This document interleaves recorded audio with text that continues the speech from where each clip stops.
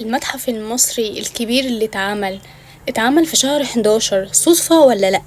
طبعا ناس كتيرة مش فاهمة. المتحف المصري الكبير اللي اتعمل في شهر 11 مش صدفة.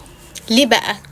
المتحف المصري اللي في ميدان التحرير هو اتعمل في شهر 11، وفي اليوم اللي انا مصورة فيه يوم 15 الفيديو ده صممت ان انا اصور فيه يوم 15 شهر 11 سنة 2025 1902 15/11 اللي انا متصورة فيه النهاردة هو اليوم العالمي افتتاح المتحف المصري في ميدان التحرير على يد ماسبيرو، ونقلوا كل الحاجات اللي في ميدان الجيزة أو سراي الجيزة اتنقل في ميدان التحرير.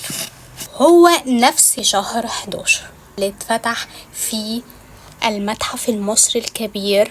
أنا بحب التفاصيل علشان أنا دارسة إرشاد، فلو صدفة حلوة، ولو مدروسة يبقى انتوا تمام.